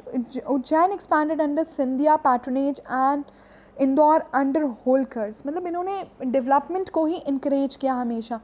Bye all accounts these cities were large and prosperous and functioned as important commercial and cultural centre. New trade routes emerge होने लगे. अब मतलब व्हाट आई मीन टू से, ग्वालियर हो गया या इंदौर हो गया, ये सभी बहुत पावरफुल और बहुत वेल एडमिनिस्ट्रेड प्लेसेस थी, कमर्शियल टाउन्स थे, कल्चरल सेंटर्स थे. न्यू ट्रेड रूट्स इमर्ज होने लगे जो कि मराठास के अंडर में हुआ करता था. Silk produced in Chanderi region now found a new outlet in Poona, the Maratha capital. Chanderi का सिल्क बहुत ज़्यादा फेमस है, हम सभी जानते हैं, आज भी बहुत फेमस है. और ये सिल्क अब पहुंचने लगा अल्टीमेटली पूना की गलियों में, मराठा कैपिटल में. Burhanpur, which had earlier participated in trade between Agra and Surat, now expanded its hinterland to include Pune and Nagpur. और उधर बुरहानपुर जो कि आगरा और सूरत के साथ एक ज़माने में ट्रेड किया करता था, अब वो भी अपना पूना और नागपुर के साथ क्लोज टाइज बनाने की कोशिश कर रहा था. लखनऊ, इलाहाबाद, मतलब सब जगह it was all prosperity, prosperity and prosperity under Marathas. Right. इसके बाद हम नेक्स्ट बात करेंगे जाट्स की. सबसे पहले बात करेंगे जाट्स होते कौन है. राइट.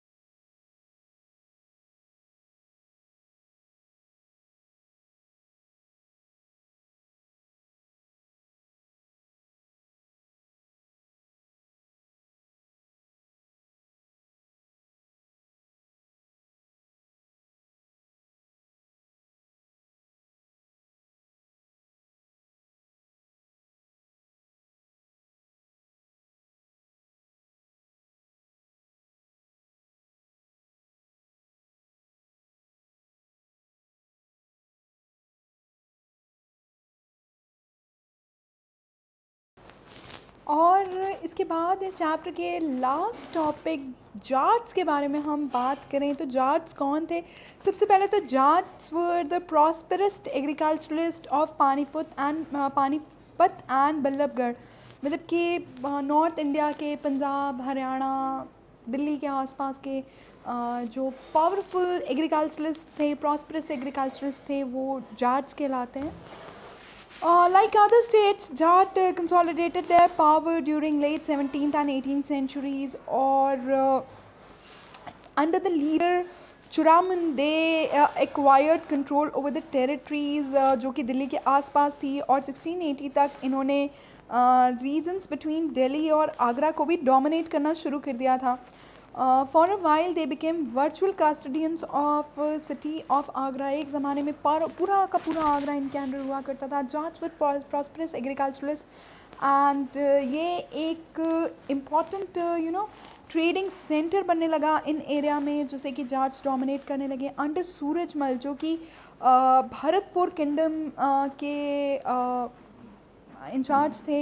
ये एक स्ट्रॉन्ग स्टेट बनने लगा, और नादिर शाह ने जब दिल्ली पर अटैक किया 1539, याद कर रहे हैं हम नादिर शाह, ये वही बंदा है जिसने कि जो कि ईरान से आकर बहुत सारी चीज़ों को इंडिया से लूट कर लेके चला गया था। 1739 में जब नादिर शाह ने इंडिया पे अटैक किया तो बहुत सारे नोबल्स जो हैं ये रिफ्यूज करने इन एरियाज़ में आए, मतलब कि दिल्ली के आसपास के। हिज सन जवाहर शाह, जिसके पास कि 30,000 ट्रूप्स थे, और उसने बहुत सारे ट्रूप्स मराठा सिख इनसे हायर किए, जैसे मराठा से 20,000 ट्रूप्स और सिखों से 15,000 ट्रूप्स को हायर किया, मतलब मिलाया, और इसके बाद जो है मुग़ल से फ़ाइट किया। मतलब ये भी मुग़ल्स को हरा के ही मानेंगे। तो इट इज़ लाइक कि मुग़ल्स जो हैं अपनी ही जहाँ पर एक ज़माने में इतना स्ट्रॉन्ग रूल किया करते थे, अब उन्हीं से बच नहीं पा रहे। और ये सूरजमल के अंडर तो भैया तीनों मराठा, जाट्स और सिख तीनों ही अंडर आ गए। While the Bharatpur fort was built in a fairly traditional style at Dig, and the Jats built an elaborate garden palace combining styles seen in Amber और आगरा। और इसके बाद जाट्स ने भी बहुत सारे गार्डन पैलेसेस बनाए, स्पेशली जो अंबर और आगरा के डिज़ाइन से रिजेंबल करते थे। इसकी बिल्डिंग्स जो हैं बड़ी ब्यूटीफुल होती थी, जैसे कि, और स्पेशली शाहजहाँ के टाइम पे तो ये आर्किटेक्चर वगैरह एकदम जेनेट्स पे, पीक्स पे पहुंचने लगा। और इस चैप्टर में बस इतना ही, एक छोटा सा इंट्रोडक्शन एल्सवेयर का। इसी ज़माने में जब इंडिया में पॉलिटिकल फॉर्मेशंस हो रही थी, तो इसी ज़माने में एक इम्पॉर्टेंट इवेंट हुआ अक्रॉस द वर्ल्ड, वो है French revolution. In the various states of 18th century India, the common people did not enjoy the right to participate in the affairs of the government। और India में भी तो ऐसे ही होता था ना कि लोग गवर्नमेंट के अफेयर्स में पार्टिसिपेट नहीं कर पाते थे, जबकि पूरे दुनिया में ऐसा होता था। अमेरिका 1776 से 1781 और फ्रेंच रेवोल्यूशन, यही तो वो लोग थे जिन्होंने कि सोशल और पॉलिटिकल प्रिविलेजेस जो कि एरिस्टोक्रेट्स एंजॉय करते थे, उनसे जो है उन चीज़ों को चैलेंज किया। और फ्रेंच रेवोल्यूशन के टाइम पे मिडिल क्लास पीपल, हम और आप जैसे, और पीजेंट्स और आर्टिसंस, ये सब इकट्ठा हुए और इन्होंने साफ कह दिया कि क्लर्जी और नोबिलिटी जो राइट्स एंजॉय करती हैं ये अब नहीं होगा। They believe that no group in society should be privilege based on birth. अरे तुम नोबिलिटी में पैदा हुए हो या क्लर्जी में पैदा हुए तो इट्स फाइन, बट इसका ये मतलब नहीं है कि तुम हम पे रूल करोगे। मतलब कि क्लर्जी यू कैन कंसिडर वहाँ के फ्रेंच ब्राह्मण टाइप, एंड नोबिलिटी जो है वहाँ के Kshatriya type of people, land owners जो हुआ करते थे। तो ये लोग जो हैं मिलके जो पीजेंट्स हैं, जो मिडिल क्लास पीपल हैं, उनको सब्जुगेट कर दिया करते थे। अब ये सब इकट्ठे होकर कहने लगे कि ये बर्थ पे बेस्ड कुछ भी ऐसी चीज़ें नहीं चलेंगी, और rather people's social position must depend on merit. और सभी की पोजीशन जो है मेरिट पे, तुम केपेबल हो तो तुम करो ना, मतलब it should depend like that. The philosophers of French revolution suggested that there will be equal laws and opportunities for all. और लोग फ्रेंच रिवोल्यूशन के जो फिलासफर्स थे वो बताते हैं कि सभी के लिए इक्वल लॉज और अपॉर्चुनिटीज़ होंगे जैसे आज होते हैं. They also held the authority of government should come they also held that the authority of government should come from the people who must possess the right to participate in the affairs. और इनके हिसाब से कि government की सारी authorities भी लोगों से आनी चाहिए और right to participate in the affairs, और हम और आप जैसे लोगों को ही गवर्नमेंट के अफेयर्स में पार्टिसिपेट करने का मौका मिलना चाहिए.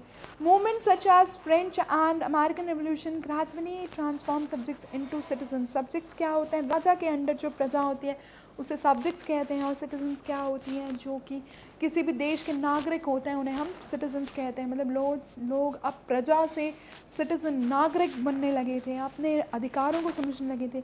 The ideas of citizenship, national state and democratic right took root in India from the late 19th century. और 19th सेंचुरी में ब्रिटिश रूल के बाद ये चीज़ें इंडिया में भी आने लगी, जब जैसे ही हमने इंडिपेंडेंस गेन की, राइट. तो चलो इस चैप्टर में बस इतना ही. अब इस चैप्टर का हम एक क्विक रिकैप करेंगे. बने रहिए मेरे साथ, रिद्धिमा कौर रखराज के साथ और तिवारी अकेडमी के साथ. Thank you.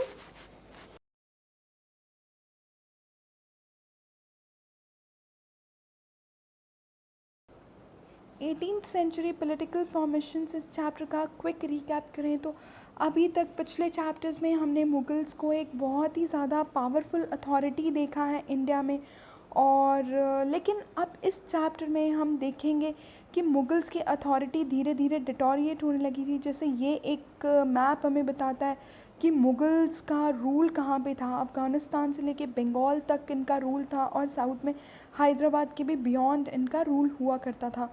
लेकिन 1765 की बात करें तो basically within 65 years only British जो हैं स्पेशली बंगाल के एरिया का मेजर चंक अपने अंडर ले पाए थे.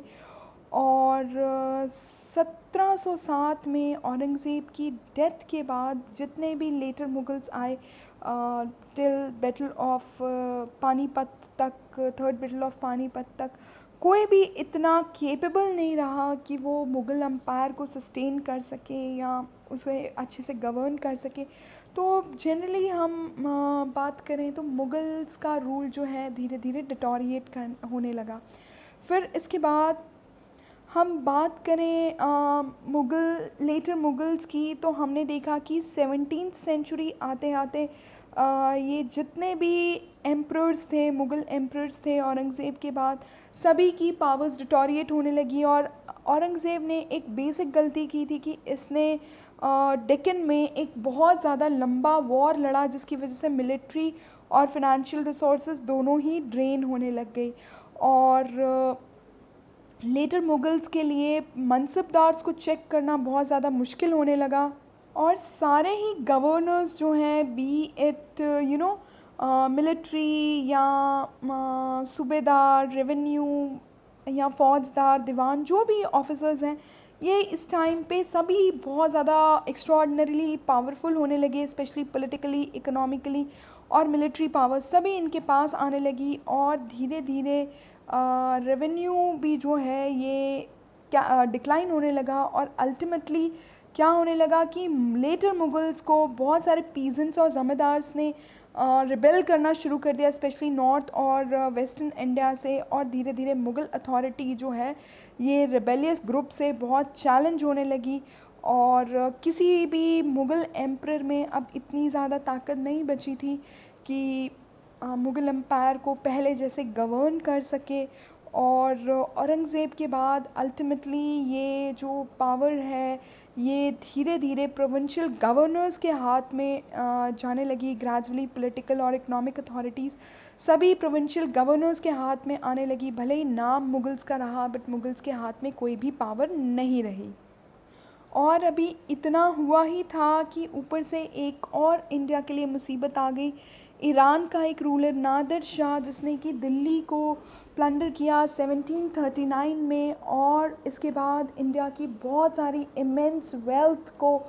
सारी वेल्थ को लूट के ले गया. और इसके बाद a series of plundering raids was conducted by Ahmad Shah Abdali, जो कि एक अफ़गान रूलर थे जिसे हम अहमद शाह दुरानी भी कहते हैं। करीब 5 बार ये इंडिया को लूटने आया 1748 से लेके 1761 तक, और इसने इंडिया का ब्यूटीफुल पिकॉक थ्रोन भी नादिर शाह ने लेकर चला गया। 60 लाख ऑफ रुपीज़ और सम थाउजेंड कॉइन्स, करोड़ों रुपए का सोना, मतलब बहुत ज़्यादा ये इंडिया की वेल्थ को लूट के लेकर गया।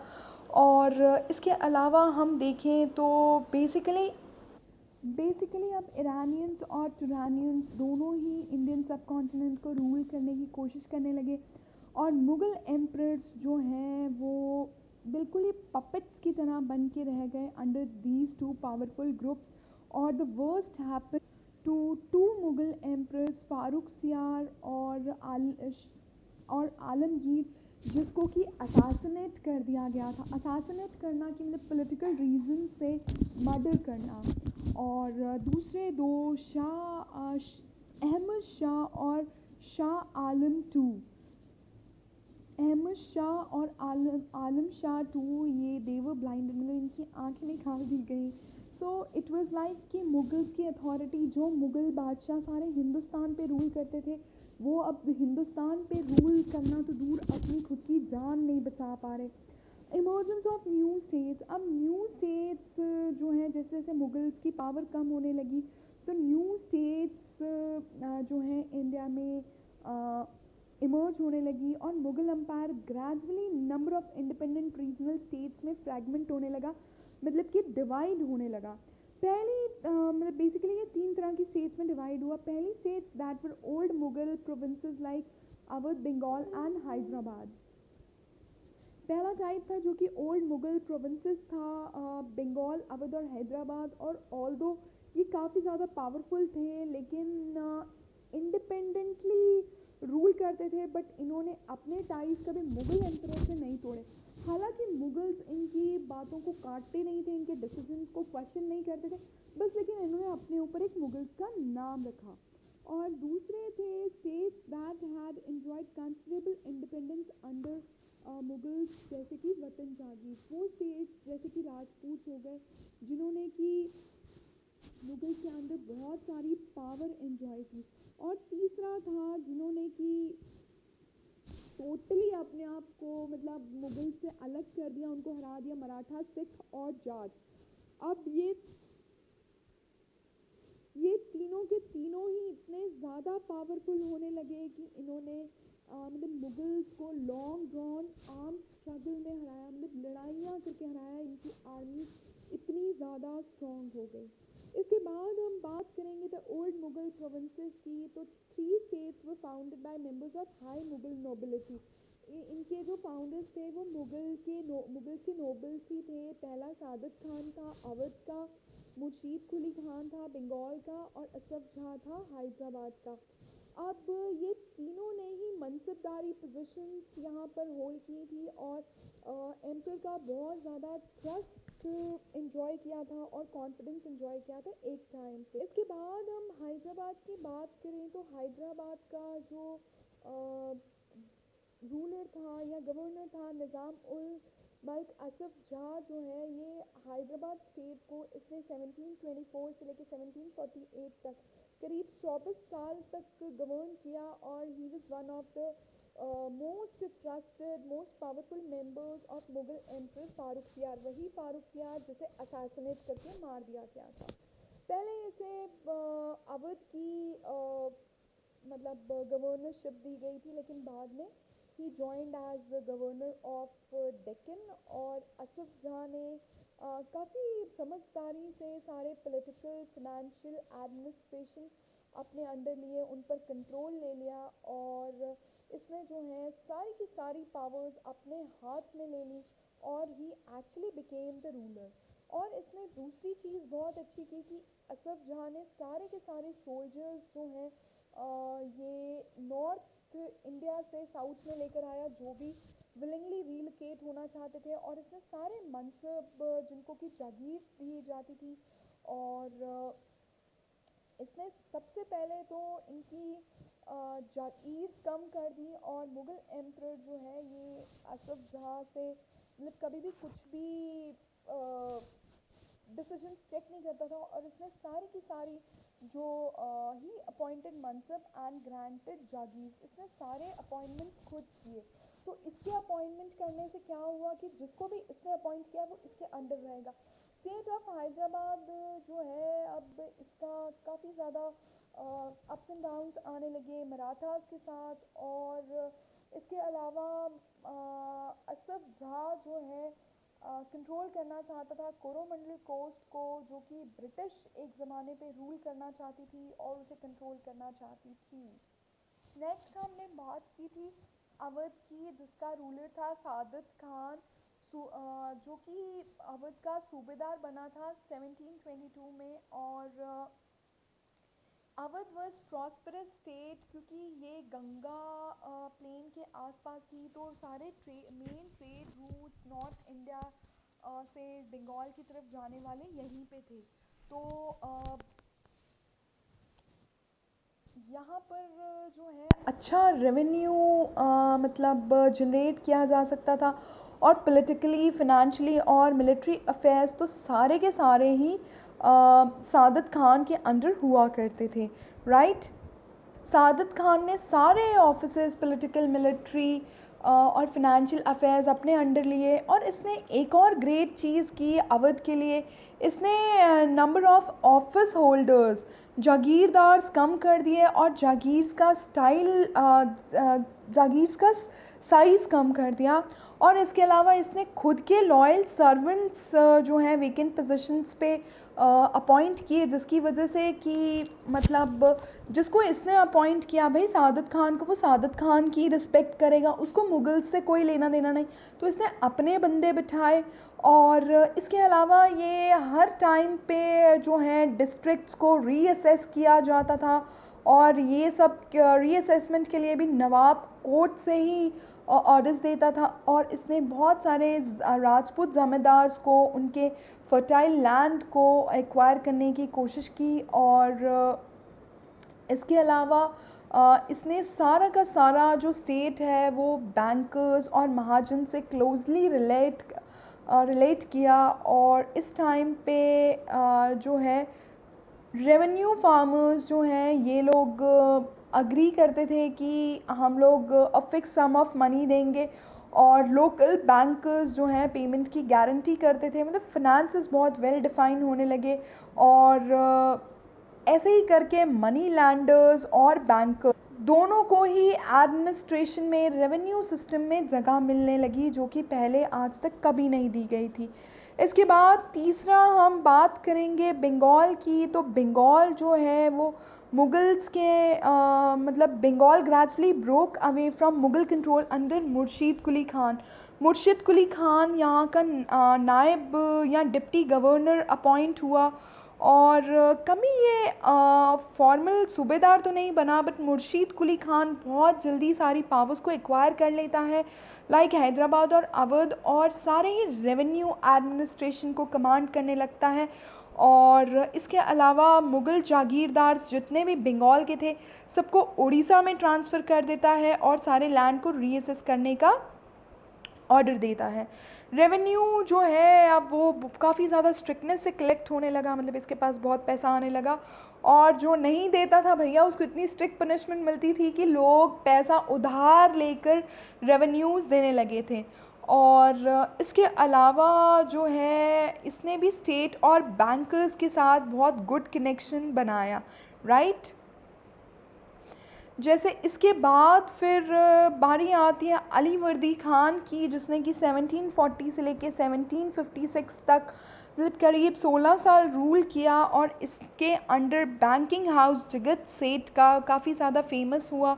और इसके बारे में हम बात करें तो इन लोग जो हैं सारे ही मुग़ल नोबल्स के लिए काफ़ी ज़्यादा सस्पिशियस होते थे एडमिनिस्ट्रेटिव सिस्टम को लेकर।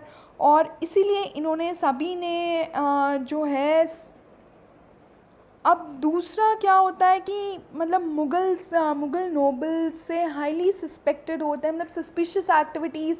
अब ये तो राजाओं के टाइम पे चलता ही रहता था, ये इसको हराने की कोशिश करे, ये उसको। Second, the method of tax collection deferred, इन्होंने टैक्स बड़े ही अलग तरीके से कलेक्ट करना शुरू किया। और इसके अलावा जो है मुग़ल्स का जो रूल है वो पूरे इंडिया पे एक टाइम पे स्प्रेड होता हुआ करता था, लेकिन अब वो सारा का सारा जो है धीरे धीरे धीरे कम होता होता काफ़ी ज़्यादा कम हो चुका था। और दूसरी सबसे बड़ी चीज़ हुई कि पूरे इंडिया में रिचेस्ट मर्चेंट्स और बैंकर्स को काफ़ी ज़्यादा पॉलिटिकल मतलब न्यू पॉलिटिकल ऑर्डर मिलने लगा। नेक्स्ट हम बात करेंगे वतन जागीर्स ऑफ राजपूत्स की। जैसे कि हमने देखा अंबर और जोधपुर जो हैं, इन्होंने मुग़ल्स के अंडर बहुत ही अच्छा सर्व किया और इसीलिए इन्हें ऑटोनॉमी मतलब खुद का रूल और वतन जागीर्स ग्रांट मिले। अब इसके अलावा अजीत सिंह जो कि जोधपुर के रूलर थे, अब इन्होंने मुग़ल कोर्ट में एक बहुत गुड पोजीशन होल्ड की। इसके अलावा राजपूत फैमिलीज़ के जितने भी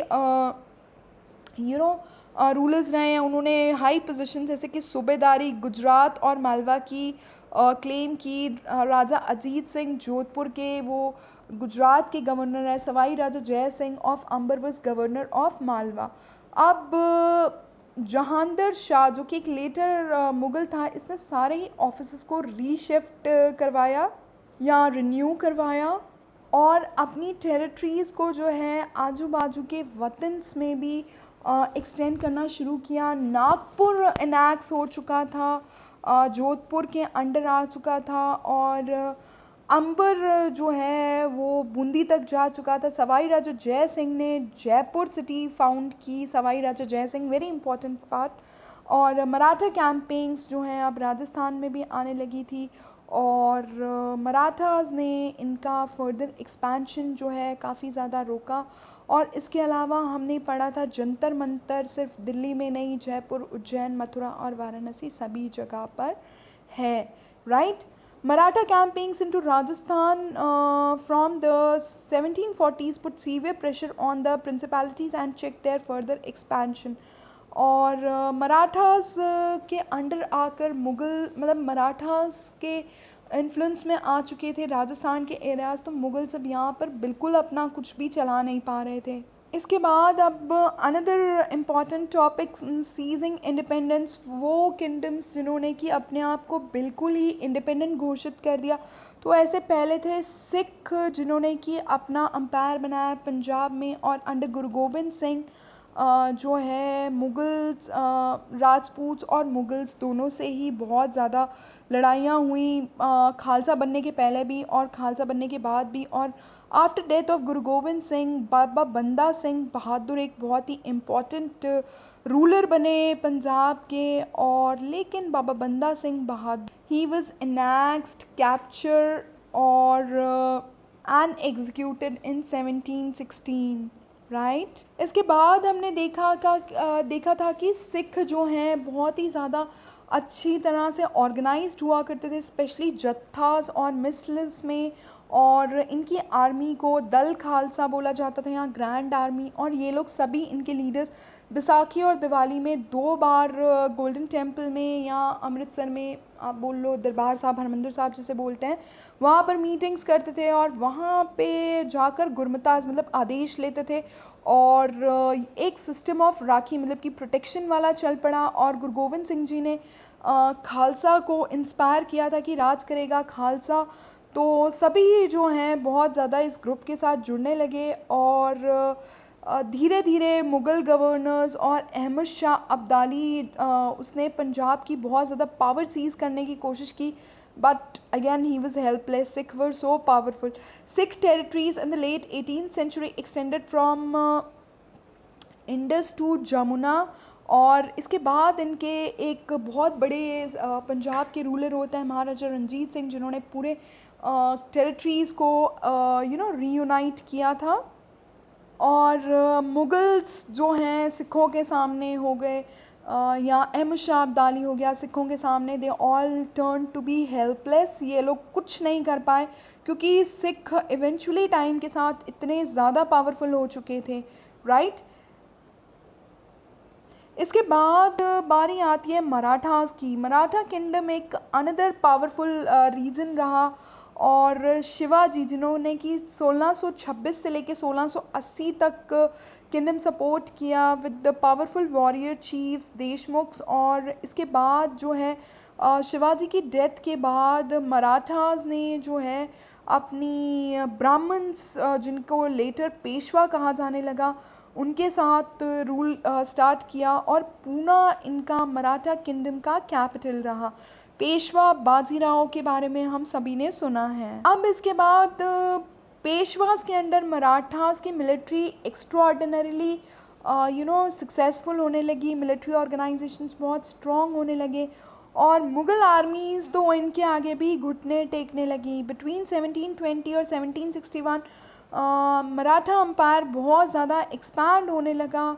और इसके अलावा जो है after raiding Delhi in 1737 Marathas जो हैं राजस्थान की तरफ, पंजाब की तरफ, बंगाल से उड़ीसा की तरफ, मतलब लगभग पूरे हिंदुस्तान पर रूल करने लगे। और ऐसे करके मराठास के पास बहुत सारी वेल्थ आ जाती है उनके मिलिट्री कैंपेन्स की वजह से। लेकिन मराठास जो हैं बहुत लंबे टाइम तक रूल तो नहीं कर पाते।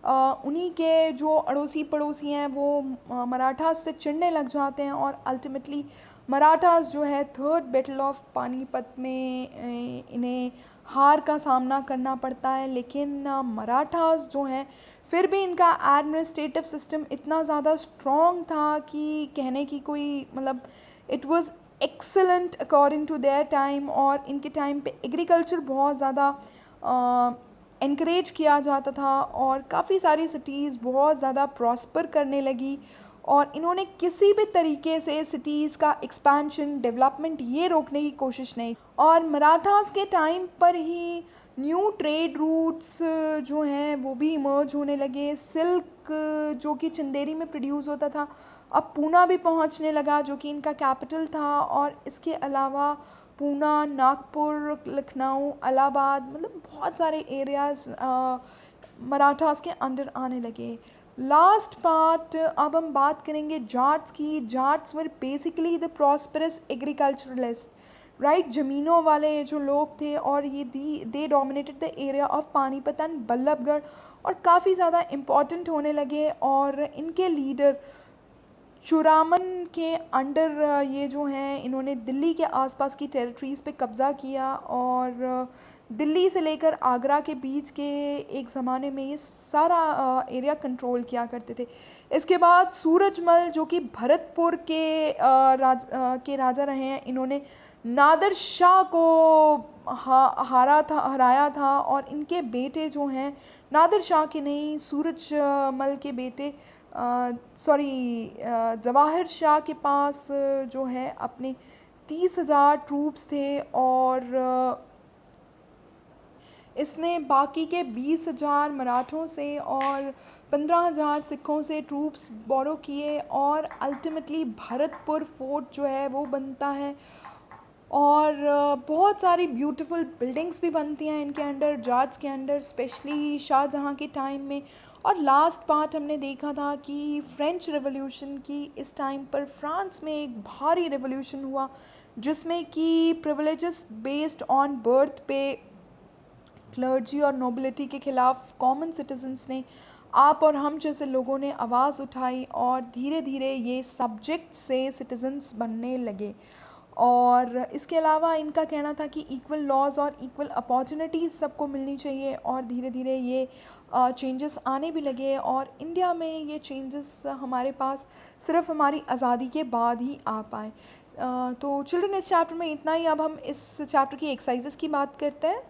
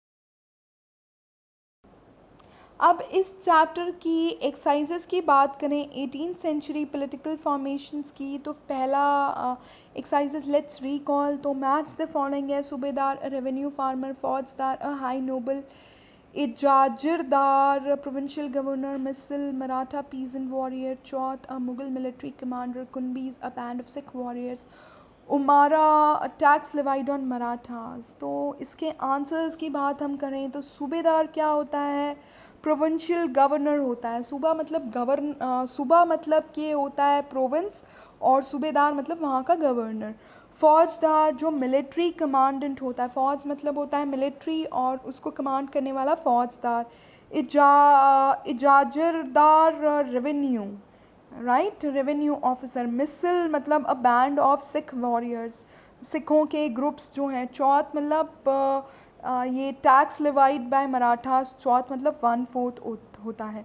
खुनबीज Maratha peasant warriors, umara a high noble, right. और इसके बाद फिल इन द ब्लैंक्स की बात करें तो Aurangzeb fought protracted war in Deccan, इसने काफ़ी लंबा वॉर लड़ा डेक्कन में, जिसमें इसने सारी रिसोर्सेज ड्रेन करी। Umara and jagirdars constituted powerful sections of Mughal administration के पार्ट थे ये जागीरदार्स और Umara. Asaf Jha founded the state of Hyderabad in 1724. The founder of Awadh state was Burhan ul Mulk Sadat Khan. Burhan ul Mulk Sadat Khan. You may write only Sadat Khan also, but again you can remember all these long names also. Question number 3, state whether true or false. First, Nadir Shah invaded Bengal. No, it was never that. He invaded Delhi, the area of Delhi, and multiple number of times he carried away. He was from Iran and he carried away the famous peacock throne made by Shah Jahan. Savai Raja Jai Singh was the founder of Indore. No, Savai Raja Jai Singh founded the city of Jaipur. Guru Gobind Singh was the 10th Guru of Sikh. Yeah, that is absolutely right. Guru Gobind Singh was the 10th Guru of Sikh, and after that the administration of Sikh fall under the hands of Baba Banda Singh Bahadur. Pune became the capital of Marathas in 18th century. Yeah, that is absolutely right. Marathas का capital Pune था. Next question is what were the offices held by Sadat Khan? Sadat Khan ने सूबेदारी, दीवानी और फौजदारी। सूबेदारी मतलब कि सारे ही financial, military और administration के, गवर्नेंस के फंक्शंस संभाल रखे थे। Why did the Nawab of Awadh and Bengal try to do away the Jagirdari system? Nawabs of Bengal and Awadh tried to do away with Jagirdari system because they wanted to prevent cheating as well as decrease of Mughal influence in their kingdoms. ये चाहते थे कि हम अपने अपने kingdom में Mughals का influence बिल्कुल रिड्यूस कर दें, हम अपने ट्रस्टेड नोबल्स को बिठाएं, और क्योंकि कहीं ना कहीं ये लोग भी चीट कर रहे थे तो इन्हें चीटिंग का डर था, इसलिए इन्होंने हर चीज़ को बार बार रीअसेस करवाते थे कि कोई इनसे चीटिंग ना करे। How was Sikh organised in 18th century? Sikh जो है काफ़ी ज़्यादा एक एबल ग्रुप के रूप में सामने 18th century under the able leaders of Sikh organized themselves into number of bands called jathas or later missals. इन्हें हम मिसल्स या जत्थाज में सिख अपने आप को ऑर्गेनाइज करते थे, और उनकी कंबाइंड फोर्सेस ग्रैंड आर्मी या की दल खालसा कहलाती थी। ये लोग हर साल में दो बार अमृतसर में बैसाखी और दिवाली के टाइम पे इकट्ठा होते थे और गुरमताज मतलब कि टीचिंग्स या आदेश लेने के लिए इकट्ठे होते थे, कमांड्स लेने के लिए। और a system of rakhi continued to be introduced after protection to cultivators on payment of 20% of the produce. मतलब अब जो पीजेंट्स थे उनको, कल्टिवेटर्स थे उनको 20% टैक्स ही देना पड़ता था, पहले तो 50% लोग ले लिया करते थे। Why did the extremely sorry, let's continue. Why did the Marathas want to expand beyond Deccan? Marathas Deccan के beyond क्यों जाना चाहते थे? Marathas wanted to expand beyond Deccan to receive tribute as a way of accepting Maratha sovereignty and controlled trade and agriculture. Expansion also brought enormous resources. अब मराठास ने क्या किया कि इन्होंने बहुत सारे एरियाज़ डायरेक्टली अपने अंडर नहीं लिए, लेकिन ये वहाँ से ट्रिब्यूट लेना चाहते थे, मतलब कि रेवेन्यू कलेक्ट करना चाहते थे एज अ गिफ्ट, और ये सब ने इन्हें मतलब बहुत ज़्यादा रिसोर्सेज दी. पैसा अगर किसी के पास कहीं से भी आ रहा है तो it gave them lots of strength, financial strength. और सच में मराठास ने इंडिया के लिए बहुत सारी चीज़ें की. Question number 8. What were the policies adopted by Asaf Jha to strengthen his position? Asaf Jah ने क्या क्या strategies अपनाई थी to strengthen his position? Asaf जहाँ brought skilled soldiers and administrators from North India जो कि अपना करियर मतलब expand करना चाह रहे थे साउथ में आके भी. they were okay. He appointed mansabdars and granted jagirs, although still a servant of Mughal emperor, he ruled independently. और ये था भले ही मुगल्स के अंडर बट इंडिपेंडेंटली रूल करता था.